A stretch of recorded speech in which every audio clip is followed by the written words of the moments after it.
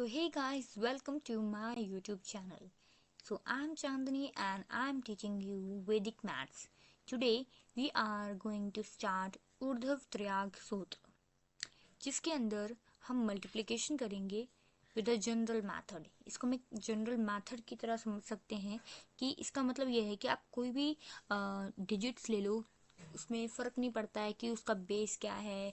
हम पहले करते थे ना कि बेस मेथड में हम बेस देखते थे, और बहुत से और अलग अलग हमारे मेथड्स आए जिसमें हमने मल्टीप्लिकेशन सीखा। ठीक है, बट इस सूत्र के अंदर हम कोई भी डिजिट्स आपके आ जाएं उनको आप मल्टीप्लाई कर सकते हैं। बट यहाँ पे क्या है, केसेस हमारे पास होते हैं। ठीक है, तो हम क्या करते हैं, मान लेते हैं हमारे पास अभी केस नंबर 1 है। आप देख सकते हैं हमारे पास है केस नंबर 1, जिसमें 2 डिजिट्स के नंबर्स अगर आपको दे रखे हों तो आप इसके अंदर कैसे कर सकते हैं। देखो, पहले ही समझते हैं कि इसका मेथड क्या होता है, हमें करना कैसे होता है। ये बहुत इजी वे है। अगर आपको कभी भी एक इजी कैलकुलेशन करनी है, अगर माइंड में भी अगर आपको को कैलकुलेशन करनी है तो आप ये कर सकते हो। इसका एक और नेम होता है डॉट एंड स्टिक मेथड। इसमें हम डॉट्स बना लेते हैं फॉर कन्वीनियंस अपनी। यहाँ पे एक डॉट्स बना लेते हैं ऐसे, और फिर एरोस का यूज करते हैं। ठीक है, तो हम क्या करते हैं, जैसे मान लो तो एग्जाम्पल से समझाऊंगी ना तो आपको समझ में आ जाएगा अच्छे से। जैसे मान लेते हैं हमारा पास है 73 इंटू में 42 है, इन दोनों को हमें मल्टीप्लाई करना है। तो हम क्या करेंगे, पहले हम क्या करते हैं, इनका ना एक बार ऐसे करेंगे। देखो ध्यान से, देखो इस चीज को ना ध्यान से समझो कि जब भी 2 डिजिट नंबर होगा ना तो एक प्लस होके आएगा, एक तरह से समझ लो। तो हमें क्या करना है, जैसे 73 लिखा है तो यहाँ भी 73 लिखो, 73। ठीक है, 73 73 73 हर एक डॉट के ऊपर लिख दो। ठीक है, 2 डिजिट है तो इट मीन्स कि दो दो का पेयर के साथ हमारा बनेगा। देखो ये जो चीज़ है ये अलग है, ये चीज़ अलग है, और ये चीज़ अलग है। ठीक है, तो हमने क्या किया, पहली बज्जी में 73 को ऊपर ऊपर लिख दो, हर हर तीनों के अंदर 73 73 हर एक डॉट के कॉरस्पॉन्डिंग लिख दो। ठीक है, लिख लिया। उसके बाद है 42, तो 42 को आप क्या करो, 4 यहाँ लिखो, फिर 2 यहाँ लिखो, ऐसे हर एक डॉट के कॉरस्पॉन्डिंग लिख दो। 42 42 42 सब जगह लिख दिया।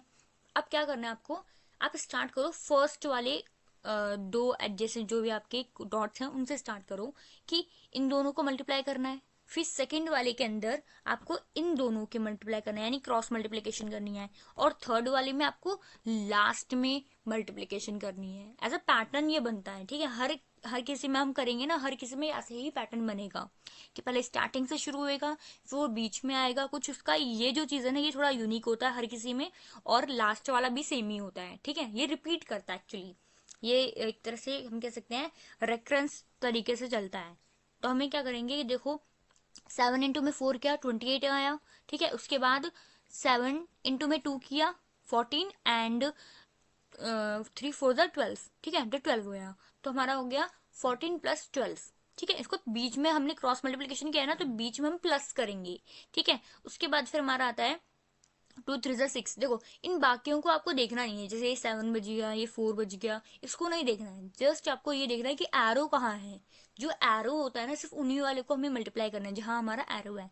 तो 3 इंटू 4 गया तो 6 आ गया। ठीक है, अब इन सबको आपको लिख देना, इन दोनों को मैंने प्लस कर दिया तो 26 आ गया। ठीक है, तो 28 26 और 6 इनको ऐसे ही हम ऐसे करके पार्टीशन कर देंगे। अब क्या करना है इसमें, हम इसमें एडिशन करना है जस्ट अपने को, तो 6 लिख देंगे। ठीक है, और यहाँ पे कुछ ऐसा डिजिट नहीं बची है। यहाँ पे अगर 2 डिजिट होती है ना तो आराम से हम उसको आगे कैरी करवा देते हैं। यहाँ पे 2 डिजिट नहीं थी, सिंगल डिजिट है, तो जस्ट एज इट इज लिख दी। और यहाँ पे 2 डिजिट है। ठीक है, तो 6 को हम रिटेन रखते हैं, और जो फर्दर दूसरी ओर होती है उसको हम आगे वाली में ऐड कर देते हैं। जो आगे पार्टीशन होता है उसके अंदर ऐड कर देते हैं। तो 2 को मैंने आगे वाले पार्टीशन में ऐड किया था, तो मेरा हो गया 30। तो this is the answer. Okay, now for the 3 digit number, मान लेते हैं आपके पास 3 डिजिट का अगर कोई नंबर है और उसको आपको मल्टीप्लाई करना है। ठीक है, तो उस केस में आपको क्या करना पड़ेगा, कुछ नहीं करना, बस आप पैटर्न देख लो।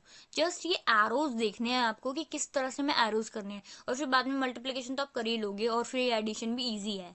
ये वही वाला एडिशन जैसे मैंने आपको बताया। ठीक है, तो पैटर्न जो है ना वो बहुत मेन होता है, ये पेपर में आता भी है, ये इंपॉर्टेंट है। ठीक है, इसमें हमें क्या करना है, जैसे 5 6 6 लिखा था ना तो जस्ट लिखो 5 6 6 5 6 6 5 6 6, हर किसी में ऐसे लिख देना है।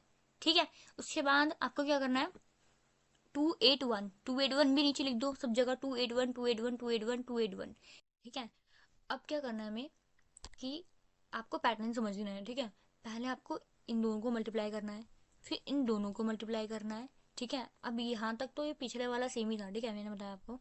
और इसमें एक यूनिक चीज आएगी जो मैंने आपको बताई। तो इसमें क्या करेंगे, इन दोनों को मल्टीप्लाई, इन दोनों को मल्टीप्लाई और इन दोनों को मल्टीप्लाई।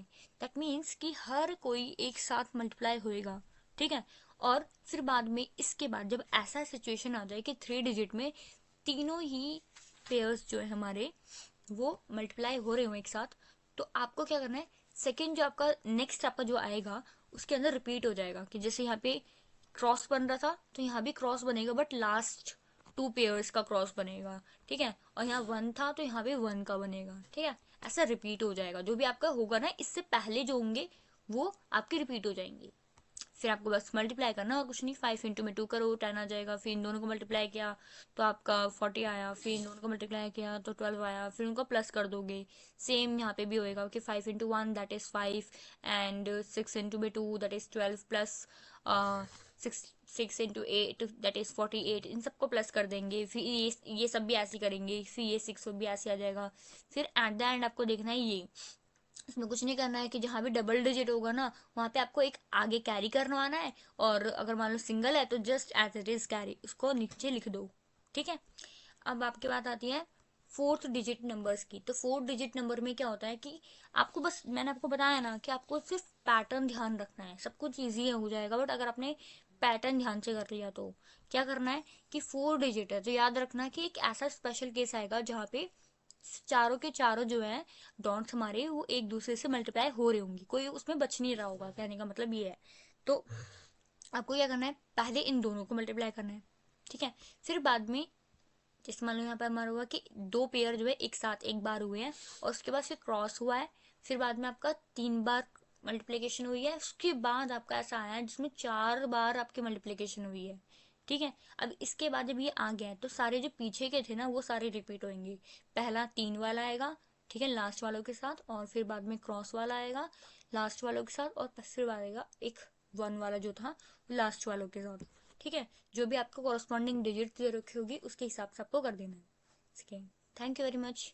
प्लीज़ लाइक करें, शेयर करें एंड सब्सक्राइब करें मेरे चैनल को।